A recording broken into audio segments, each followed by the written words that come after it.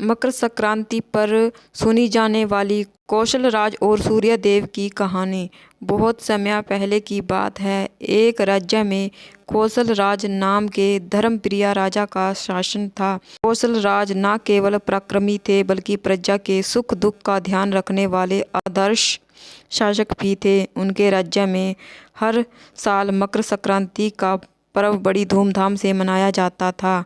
एक बार मकर संक्रांति से कुछ दिन पहले राज्य में अकाल पड़ गया। बारिश नहीं हुई जिससे फसलें बर्बाद हो गई और लोग भूखमरी का शिकार होने लगे। राजा को यह देखकर बहुत दुख हुआ। उन्होंने अपने मंत्रियों से कहा, मकर संक्रांति सूर्य देवता का पर्व है। हमें इस दिन के महत्व को समझना चाहिए और सूर्य देव से कृपा प्राप्त करने का प्रयास करना चाहिए। मैं सूर्य देव की आराधना के लिए तप करूंगा। राजा कौशल राज ने नदी के किनारे जाकर कठोर तपस्या शुरू की। उन्होंने मकर संक्रांति तक भोजन और जल का त्याग कर दिया और केवल सूर्य देव का ध्यान किया। उनकी आराधना इतनी गहरी थी कि सूर्य देव स्वयं प्रकट हुए।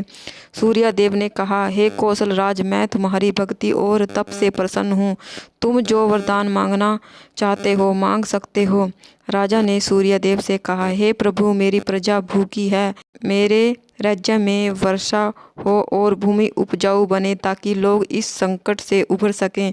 सूर्य देव मुस्कुराए और बोले, हे धर्मप्रिय राजा, तुम्हारी भक्ति ने मुझे प्रसन्न किया।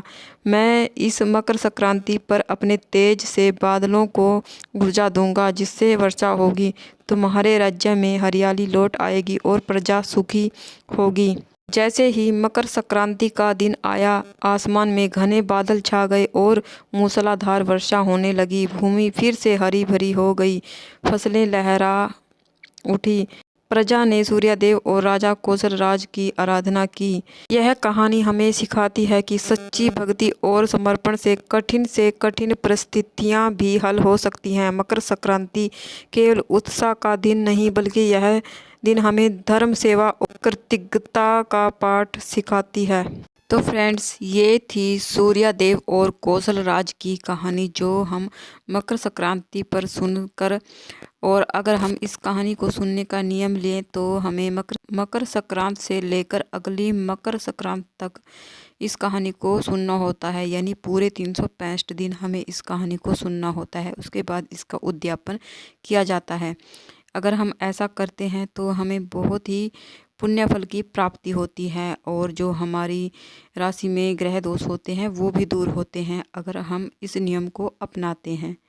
तो फ्रेंड्स, कैसी लगी ये वीडियो? अगर आपको वीडियो अच्छी लगी तो प्लीज़ वीडियो को लाइक करें, साथ ही मेरे चैनल को सब्सक्राइब करें। तो फिर मिलते हैं एक और नई कहानी के साथ। तब तक के लिए राधे राधे, जय सूर्यदेव।